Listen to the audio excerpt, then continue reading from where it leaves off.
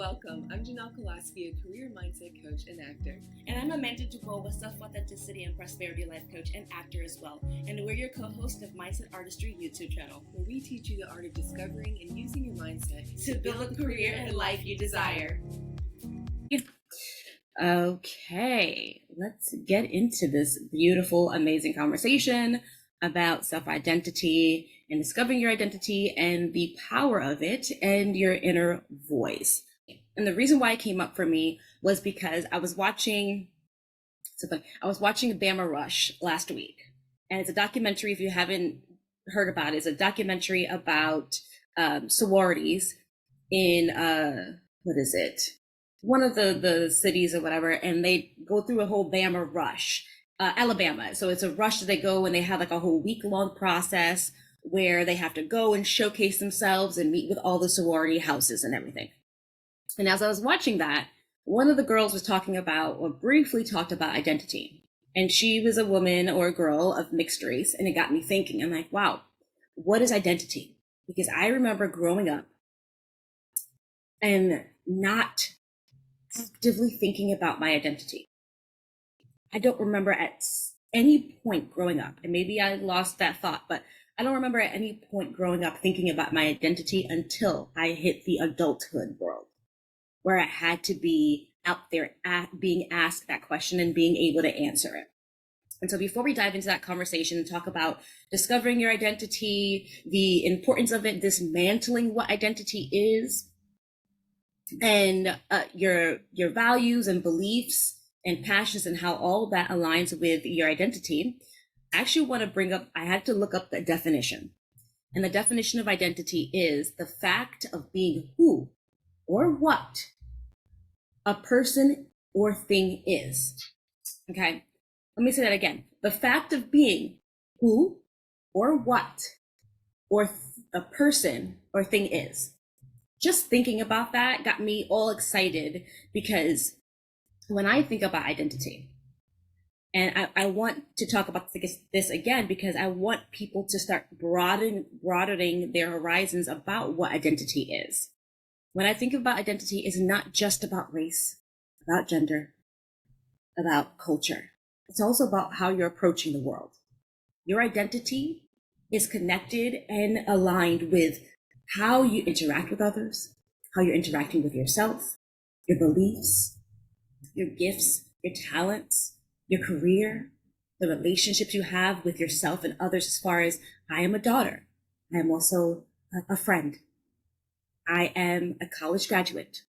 That is my identity, because those are phases and experiences in my life that have fed and are a part of me as a person, as Amanda. I'm going to give my middle name. I was about to give you my full government. I'm not going to do that. But Amanda Dubois. Okay. And so it got me thinking, growing up being Black and Puerto Rican, I didn't grow up in a household where we talked about culture in that sense. I just experienced it. I grew up in a very mixed family, a very mixed neighborhood. And to me, everybody was amazing with who they are and their backgrounds, whether it was being Albanian or Muslim or Russian. Like, those were very normal interactions that I had as a child. And it wasn't until I got older that, again, this conversation started to come up, and it's like, so who are you? Tell me about yourself. You're like, where do I start? What do I say? What do I do? And as I started being asked that question, I simply went with the question. I'm Black and Puerto Rican. I'm from the Bronx, and that's that. Very matter of fact. Those are those things. And as I got older, I started exploring what that actually meant of who am I? What is my identity? And when I did that, again, I started realizing that I am more than just being Black and Puerto Rican. That is my experience. That is this human experience that we have here, right? But I'm more than that. I'm the decision that I made yesterday. I am the decision that I'm going to make tomorrow. I am my past, my present, and my future simultaneously, because today is my future from yesterday. Today will be my past for tomorrow. And so recognizing all of that and broadening my horizons about identity, it helped me discover who and what I want to be and how I approach this life. And before I get into depth to that, now, when you think about identity, or even has it crossed your mind as you know, being a woman or whatever in this world, have you been asked this question, and what was your response? Identity, actually, I had strong feelings about it as a young child, which is interesting. And I think it's because, I don't know, I remember identifying as a tomboy. I remember identifying as a bookworm. I remember identifying as a girl that stands up for people that were picked on. You know, my brother has autism, so I was constantly protecting him. So I identified it as like a fighter. You know, I was like my mother, you know, and it's really cute because she would point out, you know, girl power, Spice Girls, you know, and like we would watch the movie Fried Green Tomatoes, which is a really cool like story about women, actually. And maybe you don't know these references, but if you haven't seen Fried Green Tomatoes, you definitely have to check it out. So those are positive things. It's pretty fascinating that until the world, like you, like until the world started kind of pointing things out about how identity should be accepted or what you need to know about yourself, I identified and aligned with really what lit me up as a child up into my teen years. But then there were some things like, it's very funny as an actor. I play upper middle to upper class people, but I didn't grow up that way. I grew up with no money. We had nothing, and we were mocked about it. And you could say spit on if people would allow that. And on top of that, we had somebody with special needs in our family. So, whoa, we were real problems in the community. So then there was this weird identity thing where I remember I would go to school and people would assume I lived in one part of town. They'd be like, oh, you live over here, right? Like, well, there's a party over there. We got to go. And I'm like, we can't afford, we don't live in that. I can't afford that. Like, we don't live there. I live over here. And they would be like, oh, you don't look like you live over there with those people, like straight up. So it was kind of weird because I didn't feel comfortable identifying with my appearance of like, oh, I guess I look wealthy with the people. And not all wealthy people are bad. And that's kind of a block I had to work through to make my own money so I can live the life I want and provide something for my brother and my family. But I like, you know, these people over here with the money, they were mean. And they like, that's how I identified them because of how they were treating me. But then, you know, I identified with people that were more humble. And like, usually if you come up without like a lot of money, I'm sorry, but like you a lot of times you have more empathy because you know what it's like to be in the gutter. So you have a little bit more open-mindedness towards people and compassion and being like, oh, everybody's going through something, you know, even the wealthy people. So that was my whole identity thing. It was cool, like two sides. Like one, I identified a strong woman that was like fighting for others because my mom and my brother, this little kid that loved to climb trees and be friends with everybody, the butterflies and like social butterfly. But then the wealth gap and how people were like, what do you mean you're not over here in the money? And then yeah, it was weird. So those have been my experiences with identity.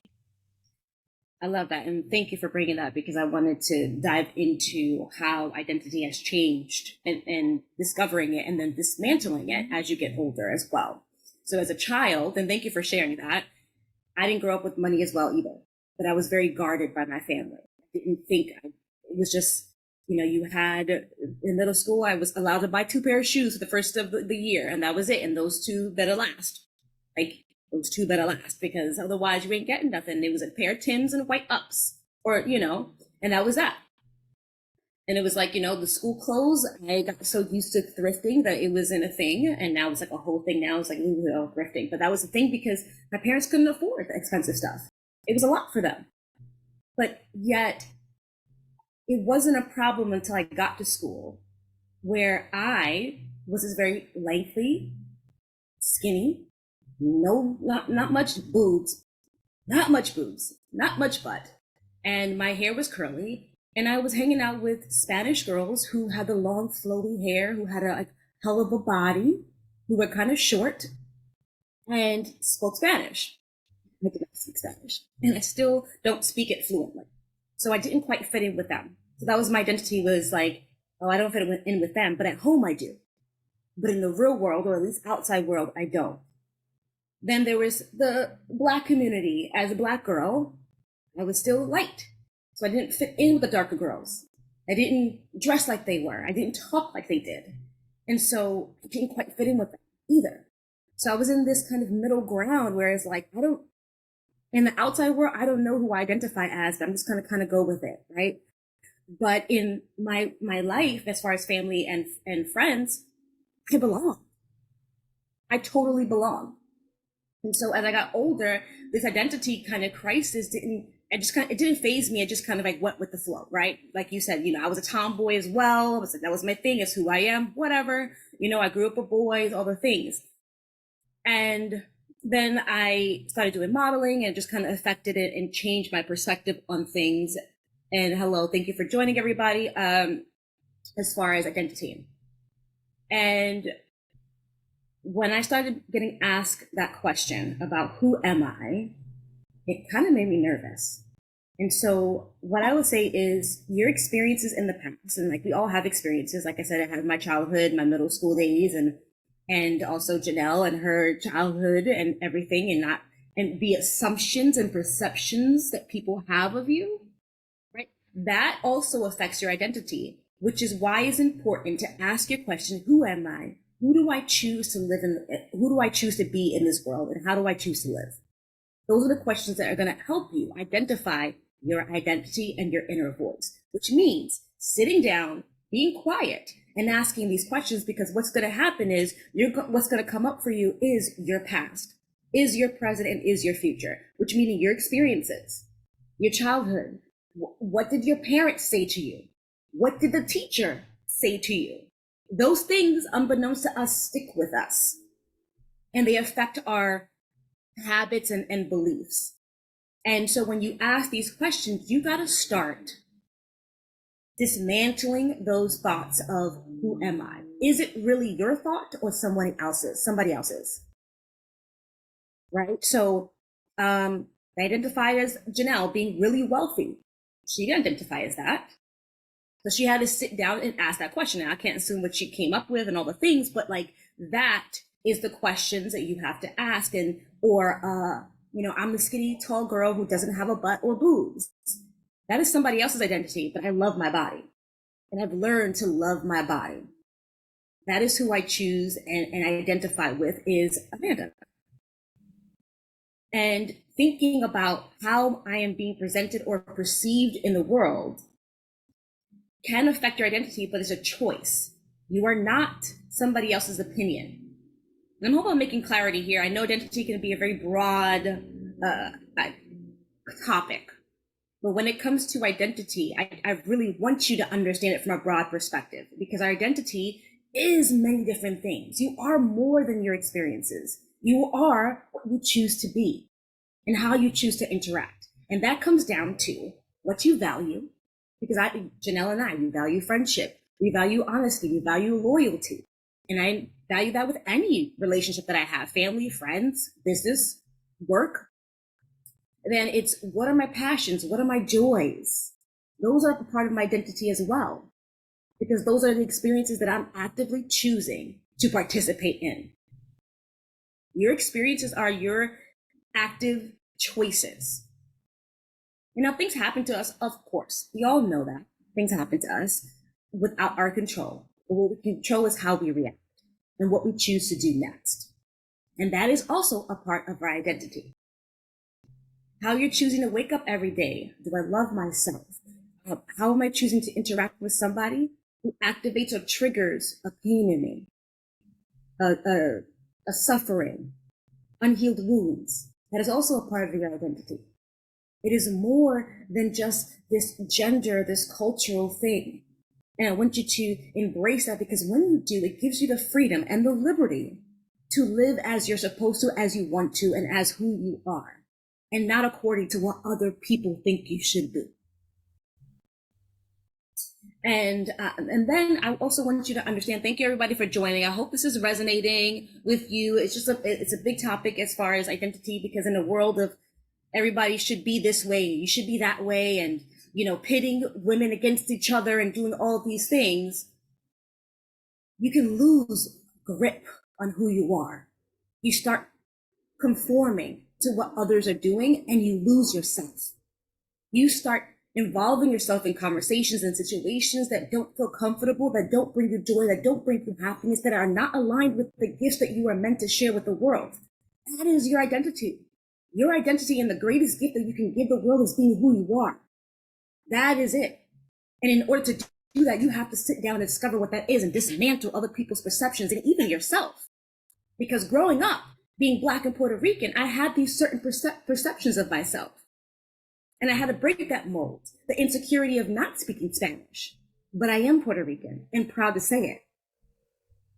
Right? That is my choice of actively choosing how I'm thinking, what I'm feeling. Because what's going to happen is the universe is going to reflect that. Or the divinity, or whoever you believe in. And your gifts are meant to be shared with the world, and you're great. Okay? And then I also want you to understand, this is the other aspect of identity. On top of diving into the conversation of who you are, what you want to be in life, your desires, your hopes, your dreams, how you're approaching other people. And again, like Nell said, having empathy of you have, but others don't. So it's understanding that we're all experiencing this so-called life on this floating planet, which is absolutely insane. And everything, we're like this small compared to the broader perspective of the universe. Think of it that way. We're all connected in some way, shape, or form. Is that, and then your identity also changes as you experience different things. Okay, and I want you to embrace it and not feel guilty. I also want to say, do not feel shame or guilty for not understanding what your identity is. It took me a long time to get here. And okay, I'll say how young I am, but I'm 34, right? But it took me a long time to get to this stage to be able to have a conversation about identity and about myself and about who I am, where I've come from, and what I choose to do with my life. I'm an actor. I'm also a life coach. I'm also a friend. I'm also a daughter. That is being confident in saying these things and choosing that interaction, right?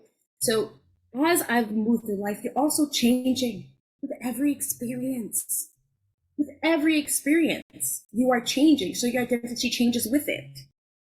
Because either you're going to learn from your mistakes or you won't. Or you're going to repeat them. And you're going to stay in the same place and feel stuck. And maybe feel the guilt and shame and all the things. This is when it's important to embrace the change and understand that who I was yesterday may not be the person I am today, and that is okay. But what am I choosing to be today? All about choices and identity. I am choosing to be happy, appreciative, thankful, full of gratitude, attentive to my self-care, my mental health, my career, my family, and friends. Now, I want to pass it back to you as far as the change. You talked about your childhood and how they had these perceptions of you of being on the poor side and not having money, and how that changed throughout your life, and now what your perception is or how you view the version that you were to now. I would say most recently, I have been trying to come back to myself. And I always think that your younger self can teach you so much about who you truly are, because when you're younger, you're not really taking on the world as much. You're just living as you are until people tell you about yourself. And I found that I'm very polarizing, and I'm not doing anything wrong. It's just one of those people, you either love her or you hate her, and probably not hate, because that's extreme, and I hope not. That seems like a lot. But that isn't fun for me, but it's important. I have accepted the fact that because of, how I look, I can get into certain rooms. I'm a voice for my brother that doesn't have a voice. And anybody can have an opinion that they want, but as a person that actually has somebody with special needs in their family, I think it's still a silenced community. Oh, we'll tolerate them. We'll let them be part of society. But in the early 90s, they were still trying to put people with special needs in mental institutions when they didn't have any cognitive issue or harm towards society. And so it's sad because I am a person that has great empathy and is very inclusive. And that's how I identify. But because I'm so polarizing, I'm noticing that people don't want to give me that identity. And so for everyone watching, I think, and Amanda's already touched on this, yeah, your identity will consistently change, but you're always coming back to you. Like Amanda's saying, like, just come back to you wherever you are, you know. I still have the tomboy. I still like to surf and hike and climb trees and ski and go off of jumps and do these things and run around in baggy clothing. But then there was the other part of me, even as a little girl, that loved to do her nails and her makeup or her hair, all the glitter, ladies and gentlemen, and the fake tattoo necklaces and all the things. And I think all of that is beautiful. And I love how multifaceted humans are. And I love that, Amanda, you're pointing out that you don't have to feel like you have to be one thing or fit into one area just because whatever. So ultimately, your identity, just keep checking in with yourself and where you're at today. Like you could be something different. And so I see that my identity is all of those people. It's that 6-year-old, it's that 12-year-old, it's that 18-year-old. And embracing it and loving every bit of it, even when other people don't, I think is really important. And I'm going to send it back to you. But as you were speaking, it kind of made me think of this story where this guy gave his daughter a car and he had her take it to a dealership, and the pawn shop and all these places. And the car looked pretty crappy. It wasn't top notch yet, and dirty and whatever. And she took it to the car dealership and the pawn shop, and they're like, "Oh, we'll give you like $4,000 or $5,000. This is nothing." When they saw what the car was and what they thought it identified as. And then she took it to a classic car show because her dad told her to do that too. He was trying to teach her a lesson. And they wanted to give her $200,000 because the car was in the right place finally. And so everybody, like, identify the way you want to and what feels good here, not about what makes other people feel good. Be kind, have empathy, don't identify as some psychopath and be mean to people. But like, what feels good to you? And then if, it's not jiving with the people around you, you got to find a new place to be, which is unfortunate, especially if your identity is kind. But I've just learned to go along with the journey and know that the universe has a way of moving you. You're like, well, this doesn't, like, I'll tell Amanda, if something really doesn't make sense, I know that the universe is just trying to help me out and move me to something else. Because you're like, well, I belong here and I'm trying to make everybody happy and do all these things and I identify this, but I can embrace this. You're probably not supposed to be there because people see you as $10,000 worth $200,000. And what's really out there for you and is best for your identity and the way that you fit into life, because we're all connected. We're all human. We're here on that rock, as Amanda was saying, to support each other and grow. And so I want people, don't change your identity for the space you're in. Keep your identity and go to the space that you belong in. Yes, I love that. And it brings a point, thank you for sharing that too, is that the acceptance. That was the next conversation about acceptance.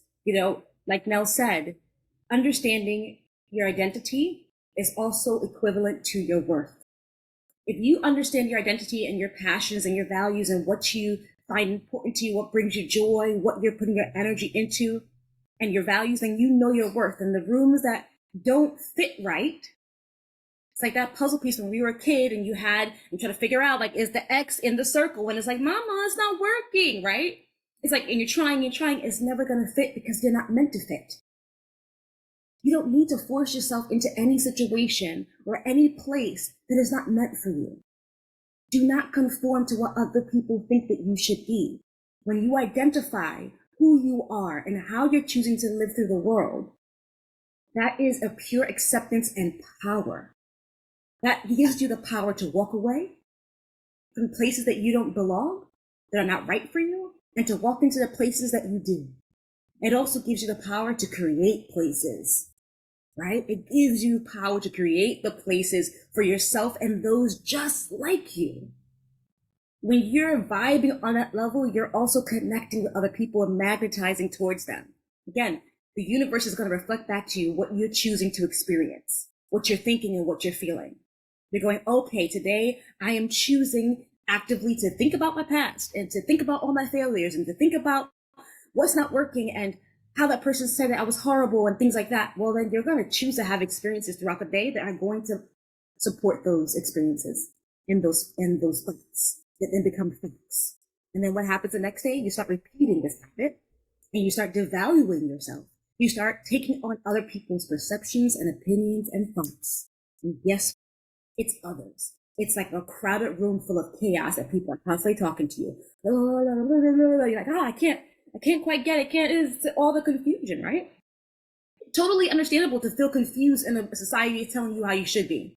Totally confused. You got all these things that they're telling you what you should be, what you couldn't do, especially as women. You can't do this, you can't do that. And women, and even men, I'm not saying it's just women, but men have oppressions as well as women do. Everybody has their forms of oppression. Everybody does. And I'm not excluding anyone. And what your experience also matters to you. Remember that. Just because I didn't experience what Nell experienced, but I still appreciate her story and I still value her for who she is. You can do that. That is called having empathy, being kind and loving, and being human. Sorry, just being human? No, I think everybody's tend to forget that. And so acceptance is, and that would be like my last point, is really accepting all versions of you. Like Nell said, that child version of you that was 2, who couldn't ride the bicycle or can't swim or fell or was made fun of, that is also a version of you that is still with you. How are you choosing to integrate that version of yourself with your identity today? Is, you know what, that little girl that's being bullied, I'm going to help her because I don't want her to experience what I did. That is your identity that you're choosing now because of that experience. It's integrated within you. And if you accept those versions of yourself, you're also able to accept the future versions of yourself that are full of abundance, that's full of the gifts that you're meant to share with the world. Don't let your experiences define you and belittle you. Let them create the world that you're meant to live in. Let them help you. Let them be the knee pads and the elbow pads for you to like slide through the world and be like, I am who I am and I am protected because of all my experiences.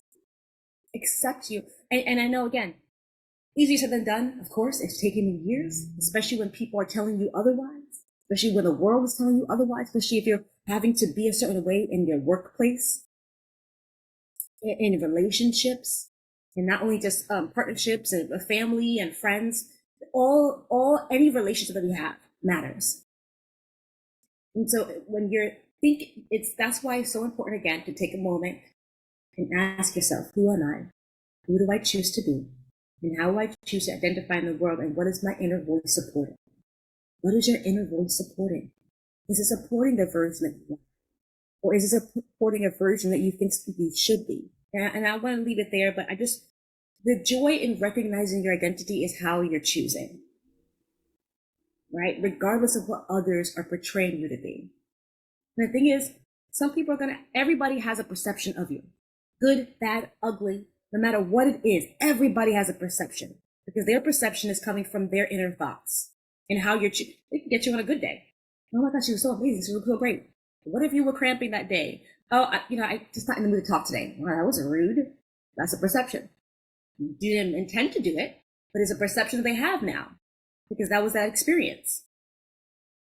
So it's really just taking a step back, recognizing the power and gifts you were created, therefore you can create. You can create anything that you want. It's the belief that supports it. It's the inner dialogue that supports it. And therefore, what comes with it, identifying yourself and the inner voice, is the actions that support that in the outer world as well as internally. So I want to thank everybody for joining. Before I do, thank everybody for joining. But Janelle, do you have anything last words to say as far as like identity? And I hope that it helps anyone out there. Sorry, it's so hard to unhook the thing. Yeah. And like Amanda said, yeah, like just don't judge yourself and don't feel bad. It can be really hard to change. I'm still working on it, and I have a very strong identity in many ways, but a lot of us can try to shift or change out of love, but the best way to really love others, when we talk about this, is to love yourself first. And that can be scary, is when you change your identity into who you really are and the thing that makes you the happiest and healthiest and give back the way that you want to in the world, you might lose people because people got to know a different version of you that wasn't real. And that's, maybe it wasn't a negative intention on your part. You were trying to fit in and get along and do all these things.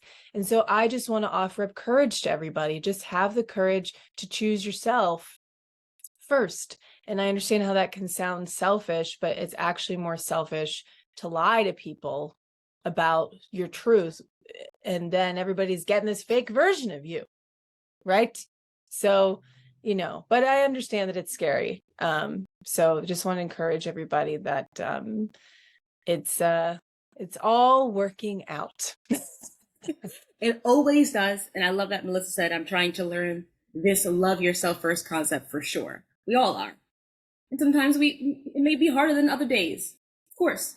And again, there are versions of ourselves that, like Janelle just said, that we may not have agreed to, but we fell into it because we wanted to be loved or seen or heard or accepted in certain scenarios and certain friendships and certain relationships.